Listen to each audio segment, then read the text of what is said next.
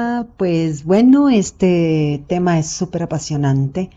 Vamos a comentar lo que nos da la prudencia del tiempo en podcast acerca de sensatez y sentimientos. Miré un novelón, de la gran y prolífica escritora inglesa Jane Austen. Y aquí en mi canal, en la playlist, hay un podcast acerca de ella que les recomiendo mucho escuchar. Bueno, así que comencemos por el principio, como dice Aristóteles en su Poética. Y en el inicio es una serie de perspectivas críticas que baso en mi lectura del magnífico estudio que Tony Turner escribe acerca de sensatez y sentimientos. Mire, Tony Turner, Paul Anthony Turner, fue un crítico literario británico de mediados del siglo XX. Bueno, impartió clases en Cambridge, estudió durante 38 años, desde 1960 hasta su muerte. Estudió a esta gran escritora inglesa, o sea que podemos confiar en su palabra. Y bueno, así como curiosidad literaria, le cuento que Tony Turner tiene además, entre más, el mérito de haber logrado que la literatura estadounidense ingresara a los planes de estudio de las grandes universidades inglesas, porque pues aunque usted no lo crea, pues claro que los ingleses miraban a la literatura estadounidense como cosecha menor. Bueno, más bien dicho, mire, ni la miraban, porque todavía hasta hace poco los ingleses solo reconocían a las literaturas alemana y francesa como algo que valía la pena, pero no se crea que del todo, Inglaterra, Gales, Britania, irlandeses, escoceses, pues habrá que ver que son y de algún modo siguen siendo un archipiélago que se abastece y se alimenta a sí mismo y de sí mismo. Y Turner, pues es el primero que reconoce a los grandes escritores estadounidenses como Emerson, poeta y ensayista, como Melville, novelista, filósofo, y de ahí que más o menos a mediados de los 80, pues Tony Turner va a escribir sobre Jane Austen. Pero fíjense, esta es una maravilla porque de algún modo es un especialista en nuestra escritora inglesa, pero también lo es en escritores estadounidenses. Bueno, vamos a Sensatez y Sentimiento, también traducida como Sentido y Sensibilidad. Esta novela fue publicada por Jane Austen en 1811. Es la primeritita de las novelas de Jane en ser publicada bajo el seudónimo de Lady, una dama. Pues es una novela que proviene de un borrador titulado Eleanor y Marianne, escrito, se dice que fue escrito este primer borrador cuando Jane Austen tenía 19 años. Y yo diría que es dos cosas. Me refiero a Sensatez y Sentimientos. Una novela de costumbres y un ensayo psicológico, o dicho de otra forma, un combate entre el neoclasicismo y el romanticismo. Pero fíjese, este es un boomerang, porque también perfila hacia el futuro la condena a muerte del romanticismo frente al realismo. O sea, la sensatez, el sentido común, las causas de los efectos, la reflexión y la impulsividad confrontadas. Y bueno, en esta novela hay elementos autobiográficos, como en todas las novelas de Jane, ¿no? En este caso podríamos casi suponer, aproximarnos a la figura de una Jane como la racional, la contenida, y a la figura de Cassandra, su hermana, como la emocional, la impulsiva, y todo esto pues obviamente, ¿no? Lo apolíneo, lo dionisiaco, esas fuerzas que dominan no solo la mente o la psicología obviamente humana, sino los hechos artísticos, inclusive, ¿no? Los hechos históricos. Y también lo que hace Jane es una tremendísima parodia, ¿no? Al romanticismo y bueno, guardando las proporciones, es una Quijota y es una Sancha, dijéramos, ¿no? Porque es interesantísima la relación entre las dos hermanas. Y en este caso, a mí me parece que en gran parte este es el hilo conductor, la relación entre estas dos hermanas. Muchísimo más que si se enamoran, que si desenamoran, que si los hombres las abandonan, que si los hombres las quieren, que si el romance, que si lo que sea. Tendríamos que reconocer que el hilo de sangre, ¿no?, que va corriendo a lo largo de toda la novela, y me refiero con esto de la sangre a la vida misma de la novela, no a la violencia, obviamente, es la relación entre dos hermanas, y es una relación sumamente compleja y una relación con muchísimas facetas, ¿eh? Me parece que esta historia es de una hermana racional y una hermana emocional, y todo esto es un arquetipo, porque bueno, no sé qué opina usted, si es el buen juicio o si es la sensibilidad lo que debe triunfar. Todo un tema, ¿eh? Y hay preguntas inagotables. No sé, si nos preguntamos si los matrimonios que son útiles a corto plazo o a largo plazo valen la pena, o si la ambición puede garantizar verdaderamente una comodidad y una riqueza mayores, o si los hombres sentimentales o las mujeres emocionales tienen al final mejores resultados, ¿no?, comparados con los o con las de mente racional. Y si usted lee la novela con ojos y pensamientos y reflexiones profundas, pues va a encontrar una ironía que, por sutil, muy sutil, es una ironía magistral.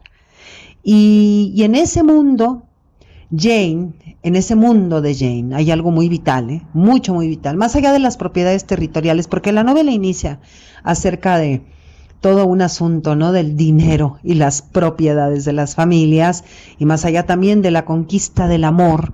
Lo que vemos es una continuidad de la posición social, la búsqueda también del ascenso, el matrimonio ingenuo o el matrimonio inteligente, porque hay que lograr conquistar a un hombre con propiedades y con poder, o hay que enamorarse sin mirar nada, nadita, el amor ciego, dicen.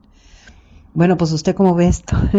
Y vemos en la evolución de la novela el uso de la antítesis, pero obviamente un uso que va más allá de la antítesis, esta antítesis que va evolucionando en la novela, no solamente se refiere a dos contrarios, ¿no?, sino que la novela va desarrollando muchísimo más allá que esta confrontación, porque de alguna manera es una confrontación que está buscando un equilibrio. No nada más es presentar la antítesis donde se hace relevante el racionalismo, o donde hay que separar y hay que establecer diferencias para aclarar, o donde colocamos dos piezas, ¿no?, como en el caso del ajedrez.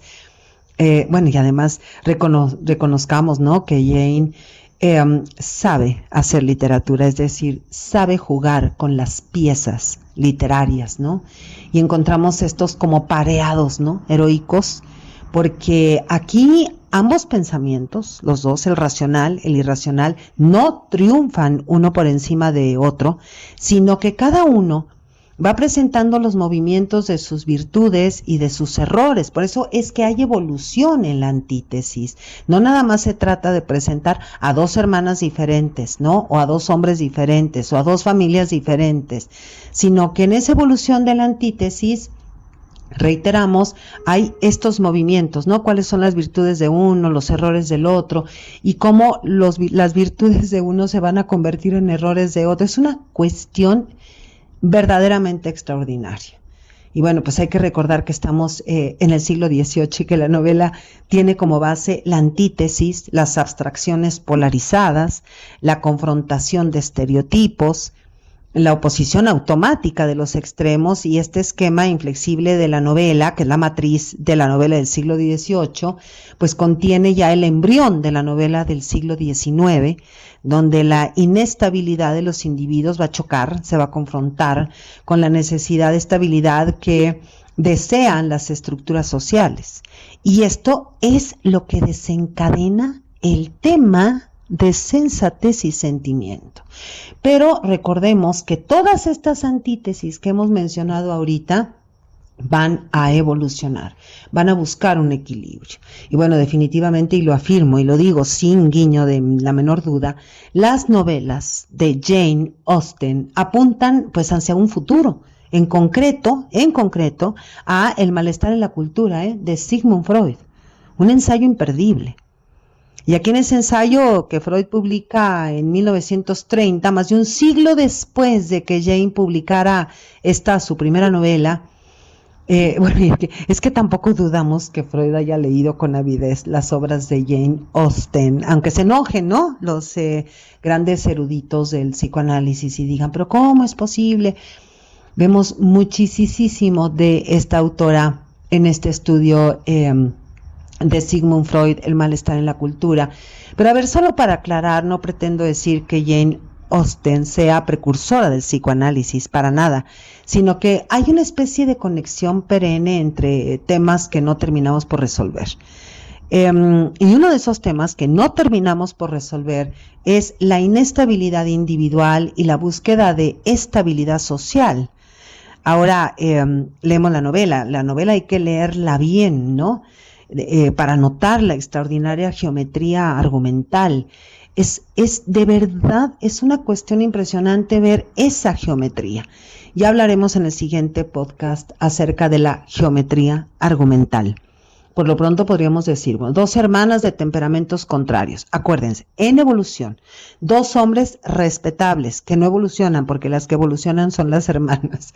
Dos figuras deshonestas, fanfarronas, egoístas, todo un juego de ajedrez. El arte de la guerra es el arte del amor, la armonía, la falsa felicidad, lo auténtico y el oropel social, pero hay también secretismo y enfermedad. Y estas dos cuestiones, estos dos elementos dentro de la novela, el secretismo y la enfermedad, son importantísimos. Y en el caso de la enfermedad, pues vemos que es un tema muy importante en las obras de Jane Austen, como lo expuse en el podcast sobre ella, que reitero, pues usted lo puede encontrar, ¿no? Aquí en mi canal.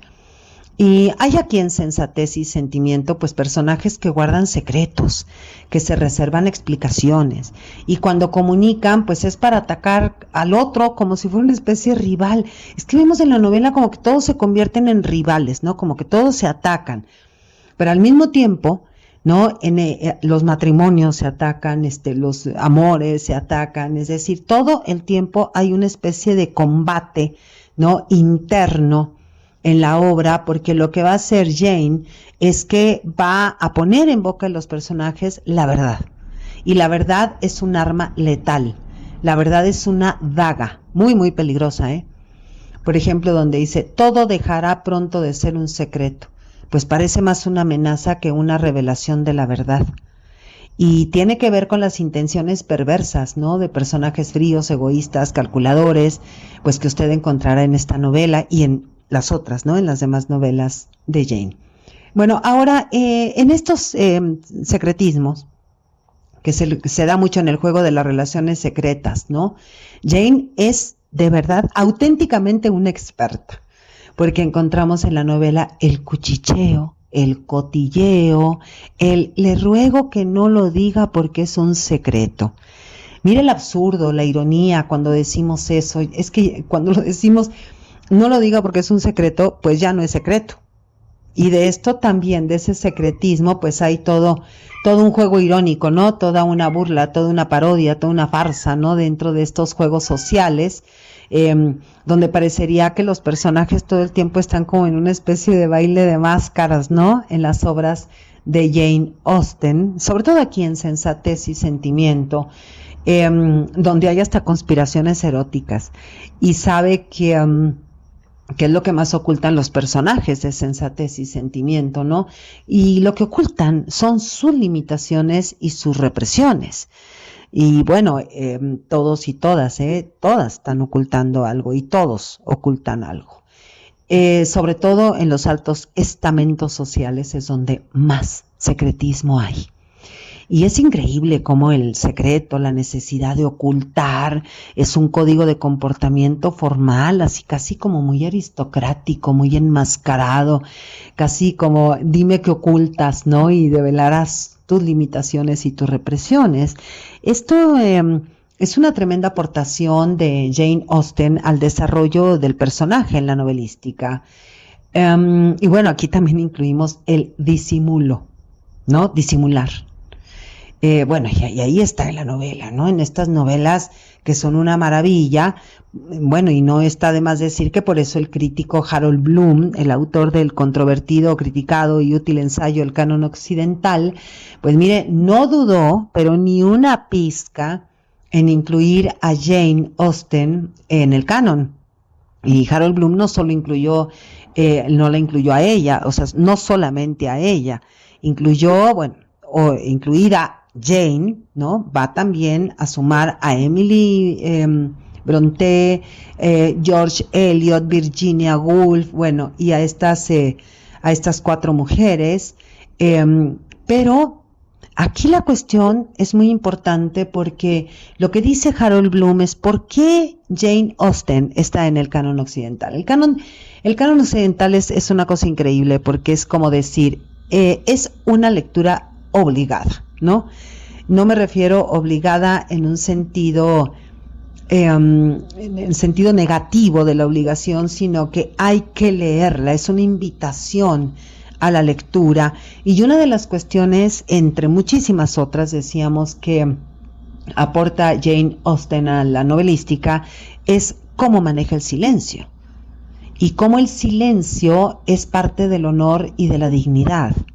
Y en este sentido, cada lectora, cada lector de la novela de Jane, pues tiene que identificar la función ambivalente del silencio y del secretismo. El silencio del secretismo es aquí piadoso, por un lado, y coercitivo, por otro. Volvemos a la antítesis. Y este silencio del secretismo no va a evolucionar.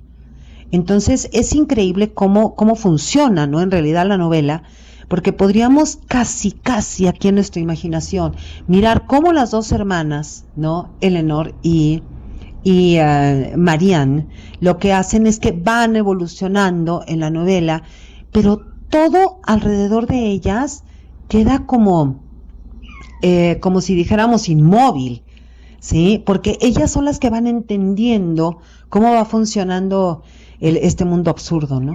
Y bueno, estamos en la ficción, pero de alguna manera podríamos decir es que la vida también es así, ¿no?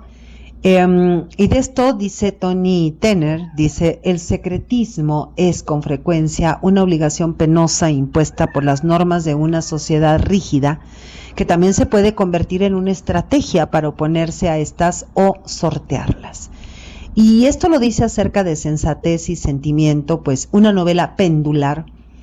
Y con esto podríamos decir que todo el tiempo se mueve, ¿no? De una estructura a otra y de un extremo a otro, ¿no? Entre la sensatez y el sentimiento.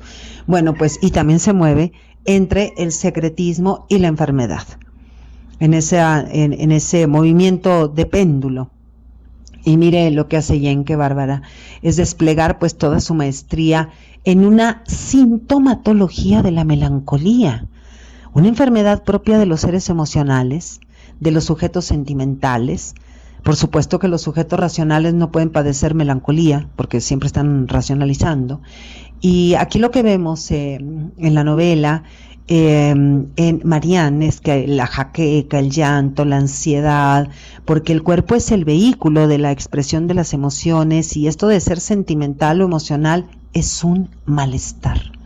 Mientras Eleanor, la hermana sensata, pues se esfuerza por mantener la compostura, Marianne, la hermana sentimental, la sensible, enferma gravemente, dice en la obra, completamente absorta en la pena, sin preocuparse de sus atavíos o de su, en estas traducciones, ¿no?, que encontramos, de cómo vestirse, de cómo peinarse, cómo pierde la atención en sí misma, sin el más pequeño gesto de ilusión o de alegría, pues como si le diese igual asistir o quedarse, ¿no?, en casa. Bueno, ahora mire, durante un tiempo Marianne está casi catatónica, dice en la obra, sin moverse de su sillón, sin cambiar de actitud, y vemos cómo Marianne va empeorando, agotada por la prolongada falta de sueño y alimento, con una cabeza dolida, un estómago exhausto y vacío, unos nervios agotados, pues ninguna postura le proporcionaba reposo. En aparente inquietud de cuerpo y alma, se agitaba de un lado a otro, más nerviosa a cada momento, Eleanor apenas si podía retenerla en la cama. Y así prosigue, ¿no? A intervalos, hasta que vemos que, pues que padece una fiebre, y esa fiebre podría matarla. Pero bueno, no quiero contarle mucho, porque esto, aunque no es una reseña, sí es una amplia y sugestiva manera, ¿no?, de hacer una invitación a la lectura. Y bueno, la maravilla, ¿no? La maravilla, un poco irónico, ¿no?, que estoy diciendo aquí, que son los médicos literarios. Bueno, me encantan porque no dan una. Y es lógico, porque los escritores y las escritoras no son médicos. Sin embargo, Jane Austen, dedica un capítulo entero a describir la enfermedad de la melancolía desde el momento en el que el médico diagnostica. Y mira, el diagnóstico del médico dice que es una dolencia de carácter infeccioso, dice, con base en un pulso acelerado y expresión incoherente, ¿no? Y dice una rápida decadencia, una especie de estupor, hasta que va pasando la crisis, ¿no? Y el pulso se equilibra. Y bueno, Eleanor sabe pues que su hermana estará mejor, ¿no?, si llega el amor. Ella está segura como que no es que esté tan enferma, es más bien que lo que quiere es amor. Entonces, el amor es una enfermedad que alivia y enferma, dice Gabriel García Márquez en El amor en los tiempos del cólera. Y bueno, y el coronel Aureliano Buendía también enferma de amor, y tantos otros más personajes que amamos y que son inolvidables. Es decir que, bueno, en la literatura, en muchísimas novelas, tenemos personajes que enferman de amor. Y en las novelas contemporáneas, pues enferman de miedo, enferman de terror, enferman de depresión, y es otra cosa lo que vemos aquí, ¿no? Bueno, es tremendo el paso del tema en la novela, del amor en la relación de pareja, al terror al otro, a que nos mate, a que nos robe. Esto no está en la novela, está en la literatura contemporánea. Entonces, fíjese cómo fue evolucionando de alguna manera la novela. Claro, no, aquí me estoy a grandes saltos, ¿no? Desde Jane Austen hasta la novela contemporánea, cuando vemos que los personajes, igual que en las novelas románticas, mueren de amor, y en la novela contemporánea lo que mueren es de miedo hacia el otro, a que el otro nos mate, a que el otro nos robe, a que el otro nos arrebate todo, la dignidad, ¿no?, sobre todo. Pero esto no es el caso de Sensatez y Sentimientos. Aquí solamente lo dije como para hacer un juego comparativo, ¿no?, entre esta novela de 1811 y lo que estamos leyendo ahora en lo contemporáneo, ¿no? En Sensatez y Sentimiento, la enfermedad melancólica, pues es una parodia, ¿no? Es una parodia aquí en la novela a la sensibilidad excesiva del romanticismo, a la somatización del romanticismo. No le digo, es que Freud debería de haber estado feliz, ¿no?, con sus pacientes románticos, porque de ahí, bueno, va a brotar todo el psicoanálisis. Por eso se dice, ¿no?, que la era victoriana, que tanto reprimió el amor y que puso a todos a trabajar, y que el trabajo se convirtió en la pareja, ¿no? Casi creo todos casados con el trabajo, casi nos matrimoniamos con el trabajo en la era victoriana, y que todavía seguimos así, casi como si el trabajo fuera una relación de placer. Esto es terrible. Por eso se dice que la reina Victoria provocó el psicoanálisis, porque nos quitó el amor, y lo que hizo fue imponernos el trabajo. Bueno, es una maravilla estudiar la psicopatología de los personajes románticos de Jane Austen, sus parodias. Pues mire los síntomas, ¿no? El habla incoherente, los episodios de catatonia que alternan con impacientes peticiones para cambiar de postura, periodos de abstracción y sin conciencia del mundo, o sea, de la realidad. Pues este comportamiento es patológico. Bueno, hoy no sería romántico, como a finales del siglo XVIII, hoy sería una locura, ¿cómo le llaman? Bipolar y no sé qué tantas etiquetas confusas que hoy usan los psiquiatras y los psicólogos para imponerle al vago término locura. Bueno, esto se llamaba romanticismo. Fíjese, Michel Foucault, en su extraordinario libro Historia de la locura en la época clásica, cita a un médico de la época, Mattei, el médico Mattei, para mostrar que alguien que se cree muy racional puede de un momento a otro caer en un trastorno mental. Y Foucault lo afirma, dice, no se glorifiquen hombres civilizados y sensatos.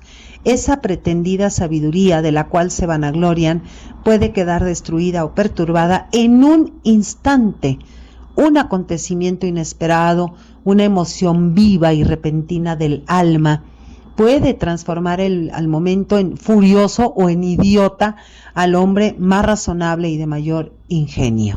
Mire qué interesante es que Michel Foucault haga constar que en esa época los ingleses se les consideraba sumamente propensos a la locura y a la melancolía. Bueno, y ya no le cuento de los alemanes y de los franceses, porque esto es una cosa maravillosa en la literatura.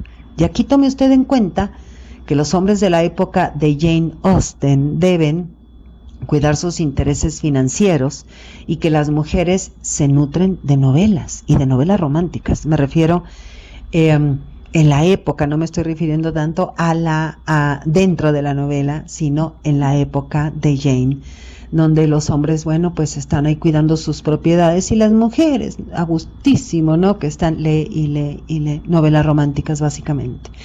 Bueno, entonces decíamos que Jane Austen parodia tanto el autocontrol como la sensibilidad y como el fenómeno psicológico de la melancolía relacionado con el movimiento romántico, que no es otra cosa más que la manifestación de la pasión, los deseos insatisfechos, y qué maravilla, las fantasías secretas. Esta es una parodia encantadora, irónica, desgarradora en esta novela de Jane Austen. Y entonces nos preguntamos, ¿cuál es la naturaleza de la sociedad en que esa patología aparece, al menos tal como la describe Jane? Pues nada más y nada menos que un mundo dominado por las formas, que usa las mentiras, igualito que hoy aquí, o mejor dicho, igualito que siempre aquí, la falsedad, la mascarada social. Porque si usted va a leer las novelas de Jane sin un pensamiento crítico, paródico e irónico, pues mejor no lea. Porque para ella, para Jane Austen, la sociedad es trivial, es vacía. Es como un juego de cartas, el juego de cartas que vemos en las novelas. En esta novela, en Sensatez y Sentimientos, como si no tuviéramos nada que hacer, nada que pensar, nada que decir, nada que conversar, más que jugar cartas y hablar de los demás.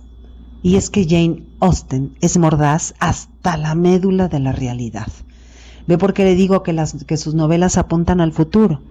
Aquí el problema es que cada una y cada uno tiene un mundo interior de sentimientos y emociones en un mundo exterior que nos exige sobriedad.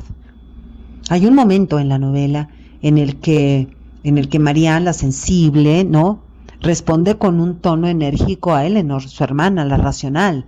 Dice, nuestra situación pues es la misma. Tú porque no tienes nada para contar y yo porque no tengo nada que esconder. Vea nada más qué frase.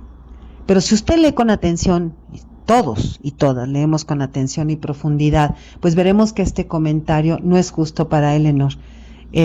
Marianne aborrece la simulación y Eleanor adora la armonía. ¿Cuál de las dos tiene razón? Esto no es sencillo de responder. El sentido y la sensibilidad deberían funcionar de manera conjunta lo más estrechamente posible. Sin embargo, bueno, y esta es otra lección que se desprende de las novelas de Jane, la tarea no es sencilla y el sufrimiento puede estar presente durante el proceso de intentar el equilibrio.